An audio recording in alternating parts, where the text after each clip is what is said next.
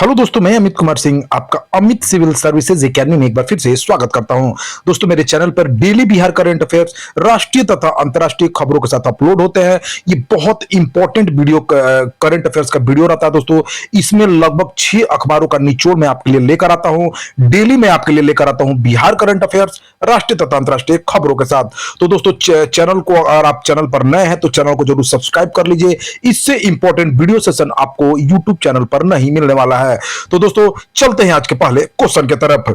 Telemedicine अर्थात phone पर मरीजों को सलाह देने के मामले में बिहार पूरे भारत भर में किस स्थान पर आया है? देखिए दोस्तों, टेलीमेडिसिन अर्थात फोन पर मरीजों को सलाह देने के मामले में जो बिहार है वो पूरे भारत भर में पहले स्थान पर आया दोस्तों। 17 मई को आंकड़ा निकला, उसके अनुसार दोस्तों पहले स्थान पर बिहार आया है। ठीक है, बिहार में टेलीमेडिसिन की शुरुआत, टेलीमेडिसिन का मतलब होता है दोस्तों जो गांव ग्रामीण इलाकों में जो मरीज है वो अगर जो शहर में आते हैं तो उनको भीड़ भाड़ रहता है, तो वो समय पे नहीं दिखा पाते हैं, अपनी सलाह नहीं ले पाते हैं रोग के लिए, तो उनको घर बैठे टेलीफोन के माध्यम से टेलीमेडिसिन की सुविधा उपलब्ध कराई जाती है मरीजों को। ठीक है, बिहार में टेलीमेडिसिन की शुरुआत 21 फरवरी 2021 को हुई थी। बिहार में टेलीमेडिसिन के लिए ई संजीवनी 2.0 सॉफ्टवेयर के माध्यम से मरीजों का इलाज हो रहा है। बिहार के स्वास्थ्य मंत्री तेजस्वी यादव है, भारत के स्वास्थ्य मंत्री मनसुख मंडाविया है। बिहार मुक्त विद्यालय शिक्षण एवं परीक्षा बोर्ड के सचिव कौन बने? देखिए दोस्तों, बिहार मुक्त विद्यालय शिक्षण एवं परीक्षा बोर्ड की सारी परीक्षाओं का आयोजन बिहार विद्यालय परीक्षा समिति, बिहार स्कूल एग्जामिनेशन बोर्ड लेगा। यह निर्णय बिहार मुक्त विद्यालय शिक्षण एवं परीक्षा बोर्ड ने लिया है। तो बिहार मुक्त विद्यालय शिक्षण एवं परीक्षा बोर्ड के जो सचिव बने हैं वो मुकेश रंजन बने हैं। बिहार विद्यालय परीक्षा समिति के अध्यक्ष जो है आनंद किशोर है। बिहार के शिक्षा मंत्री प्रोफेसर चंद्रशेखर हैं। भारत के शिक्षा मंत्री धर्मेंद्र प्रधान है। हाल ही में एक रिपोर्ट के अनुसार बिहार के कितने किसान पीएम किसान सम्मान निधि के अंतर्गत पंजीकृत हैं? पीएम किसान सम्मान निधि वह योजना है दोस्तों जिसमें 3 महीने के अंतराल पे 2-2 हजार रुपए जो है किसानों को दी जाती है दोस्तों। साल में 6,000 मिलता है दोस्तों, यानी 4-4 महीने पे 2-2 हजार की राशि मिलती है। प्रधानमंत्री किसान सम्मान निधि योजना की शुरुआत 2019 में हुई थी। इसमें बिहार के दोस्तों लगभग 43,29,641 किसान जो है पंजीकृत हैं पीएम किसान सम्मान निधि योजना के अंतर्गत। पीएम किसान सम्मान निधि की योजना शुरुआत 2019 में हुई थी। केंद्रीय मंत्री पीयूष गोयल ने 1 फरवरी 2019 के अंतरिम केंद्रीय बजट के दौरान इसकी घोषणा की थी। यह योजना 2019 में 24 फरवरी को शुरू की गई थी। प्रधानमंत्री किसान सम्मान निधि योजना भारत सरकार द्वारा चलाई जा रही एक महत्वाकांक्षी स्कीम है। इस स्कीम के अंतर्गत हर साल किसानों के खाते में 6,000 रुपए की आर्थिक सहायता प्रदान की जा रही है। 6,000 रुपए की आर्थिक सहायता हर साल 3 किस्तों के माध्यम से गरीब किसानों को दी जाती है। बिहार के कृषि मंत्री कुमार सर्वजीत हैं। भारत के कृषि मंत्री नरेंद्र सिंह तोमर हैं। हाल ही में बिहार के किस जिले की रहने वाली इशिता किशोर ने संघ लोक सेवा आयोग यूपीएससी 2022 की परीक्षा में प्रथम स्थान प्राप्त किया? तो दोस्तों, बिहार की 2 लड़कियों, पहले स्थान पर इशिता किशोर पटना की रहने वाली है, दूसरे स्थान पर बक्सर जिले की गरिमा लोहिया रहने वाली हैं। इन दोनों ने दोस्तों इतिहास रच दिया है। ठीक है, इतिहास रचने का मतलब है दोस्तों इन्होंने यूपीएससी के परीक्षा में पहला और द्वितीय स्थान प्राप्त किया है। तो इशिता किशोर पटना की रहने वाली है और गरिमा जो लोहिया है जो दूसरे स्थान पर यूपीएससी की परीक्षा में है वो बक्सर जिले की रहने वाली है। बिहार में खरीफ महाअभियान 2023 का उद्घाटन किसने किया है? तो देखिए दोस्तों, बिहार में खरीफ फसलों के प्रति जागरूक करने, ठीक है, के लिए बिहार सरकार ने खरीफ महाअभियान का उद्घाटन किया है। इसका उद्घाटन मुख्यमंत्री नीतीश कुमार ने किया। इस अवसर पर उप मुख्यमंत्री तेजस्वी यादव भी मौजूद रहे। मुख्यमंत्री नीतीश कुमार ने 24 मई 2023 को खरीफ महाअभियान का उद्घाटन किया है। 36 प्रचार रथों के माध्यम से फसल अवशेष प्रबंधन के प्रति जागरूकता, मौसम के अनुकूल कृषि, जैविक खेती के लिए प्रोत्साहन, 7 निश्चय योजना पार्ट 2 के तहत हर खेत तक सिंचाई का पानी आदि कार्यक्रम का प्रचार प्रसार किया जाएगा। इस अवसर पर मुख्यमंत्री के कृषि सलाहकार डॉक्टर मंगला राय, बिहार के मुख्य सचिव आमिर सुबहानी मौजूद थे। केंद्र सरकार तथा किस विश्वविद्यालय ने संयुक्त रूप से नशा मुक्त बिहार अभियान कार्यक्रम की शुरुआत की है? तो केंद्र सरकार तथा जो है प्रजापति ब्रह्म कुमारी ईश्वरीय विश्वविद्यालय के ने संयुक्त रूप से नशा मुक्त बिहार अभियान कार्यक्रम की शुरुआत की है। इस कार्यक्रम की जो का उद्घाटन जो है हम बिहार के राज्यपाल राजेंद्र विश्वनाथ आर्लेकर ने किया है। ठीक है, सेंट्रल बैंक डिजिटल करेंसी इस्तेमाल करने यानी ई रूपी इस्तेमाल करने वाला देश का पहला नगर निगम जो है या नगर निकाय जो पटना नगर निगम बना है। तो ये बहुत ही इंपॉर्टेंट न्यूज़ है दोस्तों, इसको नोट डाउन कर लीजिए एकदम। सेंट्रल बैंक डिजिटल करेंसी या ई रूपी इस्तेमाल करने वाला देश का पहला नगर निगम पटना नगर निगम बना है दोस्तों। पटना नगर निगम ने हाल ही में पटना के स्वच्छता अभियान के लिए बहुत सारी योजनाएं शुरू की है दोस्तों। उसने पटना के हर एक वार्ड को स्वच्छ करने के लिए चकाचक अभियान शुरू किया है। पटना नगर निगम की महापौर सीता साहू हैं। बिहार की किस योजना को यूएन ने अपनाया है तथा उसे जाम्बिया सहित अन्य 6 अफ्रीकी देशों में सफलतापूर्वक लागू किया गया है? देखिए दोस्तों, बिहार की वह योजना जो बिहार के शिक्षा दर को और बिहार के शिक्षा में महिलाओं की भागीदारी को, छात्राओं की भागीदारी बढ़ाने में जो गेम चेंजर साबित हुआ है, उसका नाम है दोस्तों मुख्यमंत्री बालिका सहायिका साइकिल योजना, जिसको दोस्तों बिहार के साथ साथ विदेशों में, अन्य देशों में यूएन ने, संयुक्त राष्ट्र के साथ साथ अफ्रीकी देशों ने इसको अपनाया है, जहां पर महिला शिक्षा दर बहुत कम है, छात्राएं स्कूल नहीं जाती हैं और वहां पर यह कदम बहुत कामयाब हुआ है। मुख्यमंत्री बालिका साइकिल योजना लगभग 40% ड्रॉप आउट रेट जो है दोस्तों बिहार के साथ साथ अन्य देशों में एक घट गया दोस्तों, और लड़कियों का जो है आवागमन स्कूलों में बढ़ गया, लड़कियां स्कूलों में ज्यादा प्रेजेंट रहने लगी हैं। तो दोस्तों ये बहुत ही अच्छी योजना है मुख्यमंत्री बालिका साइकिल योजना, जिसको यूएन ने अपनाया है, साथ ही साथ जाम्बिया सहित अन्य 6 अफ्रीकी देशों ने इसको अपनाया है। इस योजना के लागू होने से इन देशों में ड्रॉप आउट 40% तक की कमी आई है। मुख्यमंत्री साइकिल योजना की शुरुआत 2007 से हुई थी। यह सिर्फ छात्राओं के लिए थी। पहले साल 9वीं में पढ़ने वाली सभी 1.63 लाख छात्राओं को राशि दी गई थी। 2 साल 2009 से 9वीं में पढ़ने वाले छात्रों को भी इस योजना का लाभ दिया जाने लगा। तो यह गेम चेंजर योजना है दोस्तों।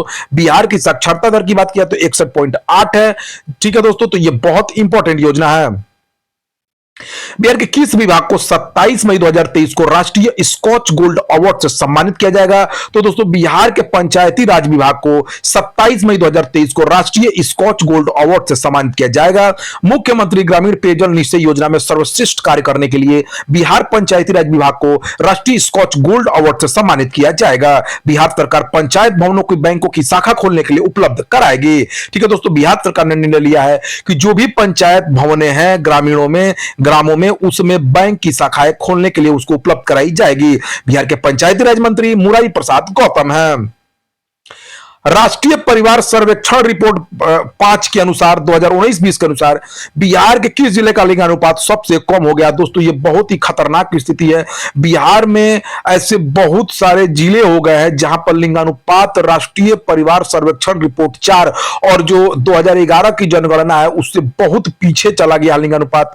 बिहार का मुजफ्फरपुर जिला दोस्तों देखिए, वहां पे कभी 800 के ऊपर लिंगानुपात था।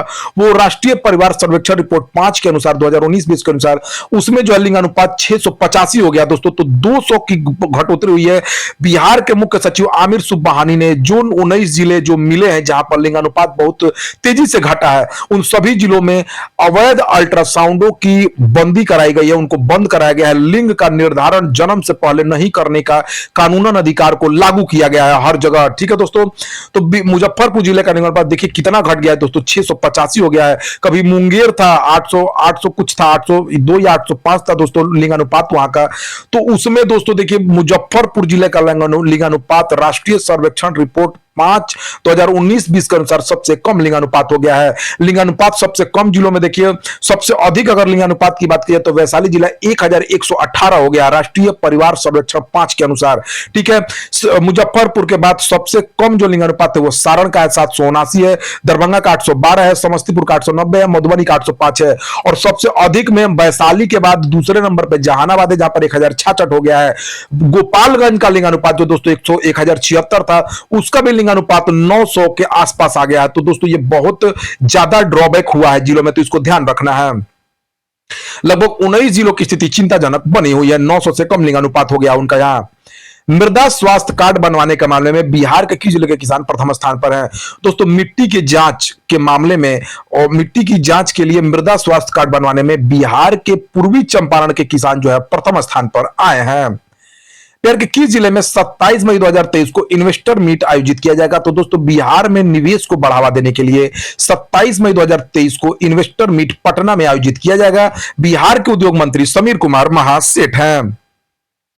बिहार के किस जिले में पोखर की खुदाई के दौरान बौद्धकालीन अवशेष मिले हैं? तो बिहार के बांका जिले में दोस्तों एक पोखर की खुदाई में बौद्धकालीन अवशेष प्राप्त हुए हैं।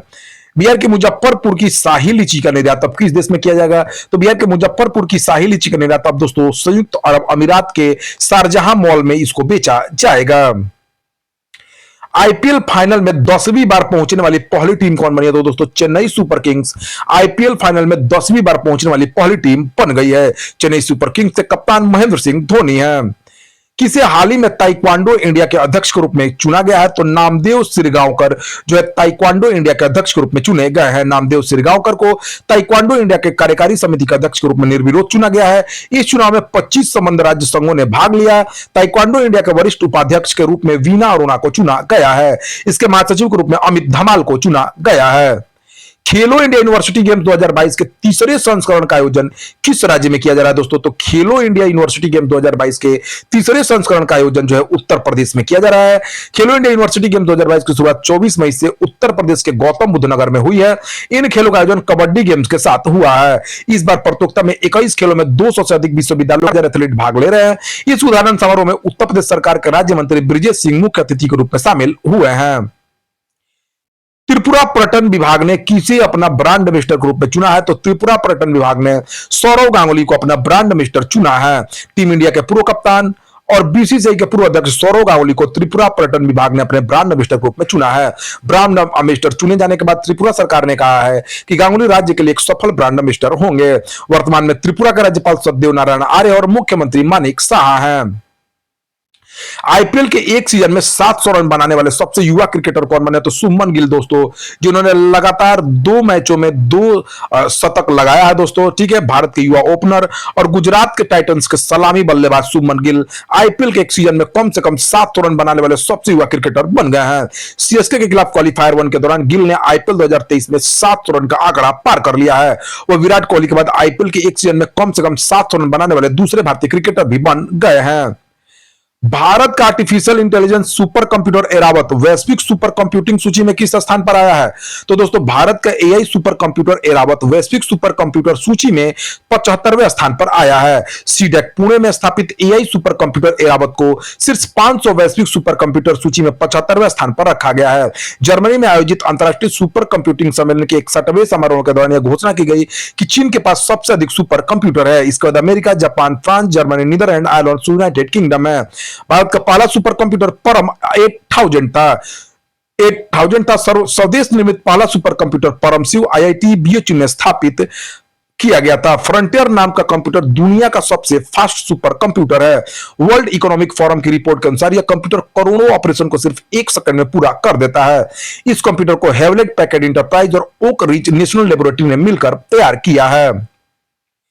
शहरी बस्तियों पर जलवायु परिवर्तन के पर्यावरणीय, सामाजिक और आर्थिक प्रभावों के बारे में दर्शकों को जागरूक करने के लिए पहली बार शहरी जलवायु फिल्म महोत्सव का आयोजन 3 से 5 जून तक कहां होने जा रहा है? तो शहरी बस्तियों पर जलवायु परिवर्तन के पर्यावरणीय, सामाजिक और आर्थिक प्रभावों के बारे में दर्शकों को जागरूक करने के लिए पहली बार शहरी जलवायु फिल्म महोत्सव का आयोजन कोलकाता में किया जा रहा है। इस महोत्सव में शहरी बस्तियों पर जलवायु परिवर्तन के पर्यावरणीय, सामाजिक और आर्थिक प्रभाव को दर्शाया जाएगा। दर्शक फिल्म के माध्यम से इन परिदृश्यों को देख सकेंगे। इस दौरान 12 देशों की 16 फिल्में प्रदर्शित की जाएगी। बास्केटबॉल फेडरेशन ऑफ इंडिया के अध्यक्ष के रूप में किसे चुना गया? तो डॉक्टर के गोविंदराज को बास्केटबॉल फेडरेशन ऑफ इंडिया के अध्यक्ष के रूप में चुना गया है।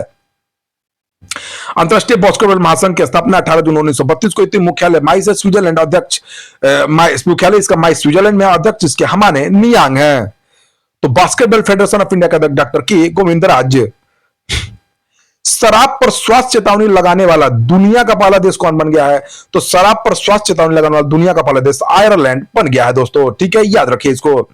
भारत ने पहली बार 24 मई को अलमाटी कजाकिस्तान में अंतरराष्ट्रीय शूटिंग स्पोर्ट्स फेडरेशन विश्व कप चरण में महिला स्कीट में कितने वरिष्ठ व्यक्तिगत पदक जीते हैं?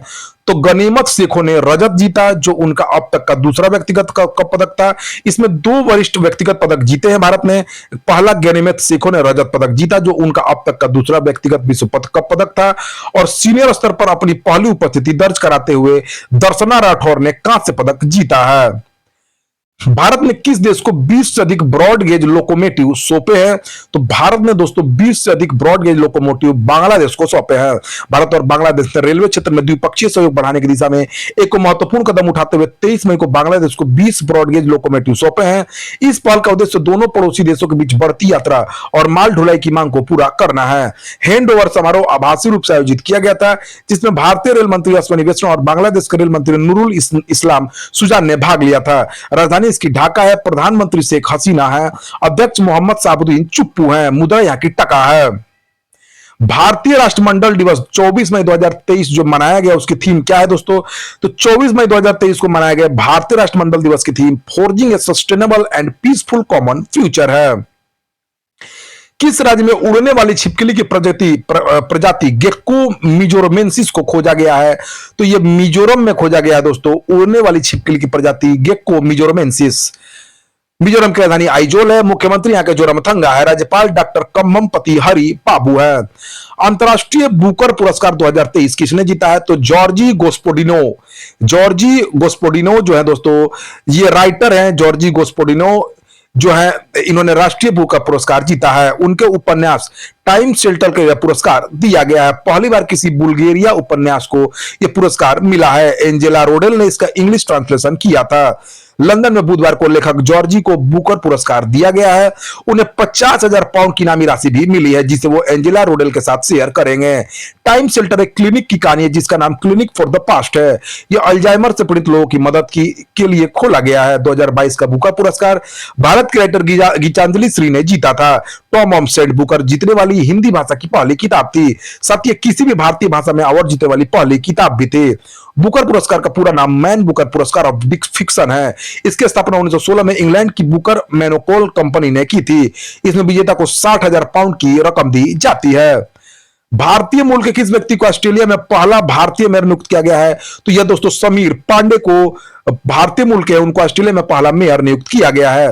पीएम मोदी अभी ऑस्ट्रेलिया के दौरे पर है। वहां पर वो ऑस्ट्रेलियाई पीएम एंथोनी अल्बनीज ने भारतीय बहुल इलाके हैरिस पार्क का नाम बदलकर लिटिल इंडिया कर दिया है। साथ ही साथ दोस्तों भारत तथा ऑस्ट्रेलिया ने माइग्रेशन, मोबिलिटी पार्टनरशिप तथा ग्रीन हाइड्रोजन पर समझौता भी किया है। दक्षिण कोरिया में आयोजित 13वीं सुदर्मिन कप बैडमिंटन का खिताब किसने जीत लिया दोस्तों? तो दक्षिण कोरिया में आयोजित 13वीं सुदर्मिन कप बैडमिंटन का खिताब चीन ने जीत लिया है। दक्षिण कोरिया को हराकर चीन ने यह खिताब जीत लिया है। चीन का राष्ट्रपति शी जिनपिंग है। चीन के प्रधानमंत्री ली कियांग हैं। तो दोस्तों यार आज 24-25 मई का सभी इंपॉर्टेंट करंट अफेयर्स। तो दोस्तों ऐसे ही इंपॉर्टेंट बिहार करंट अफेयर्स, राष्ट्रीय तथा अंतरराष्ट्रीय करंट अफेयर्स के लिए चैनल को जरूर सब्सक्राइब कर लीजिए। Thank you for watching my video.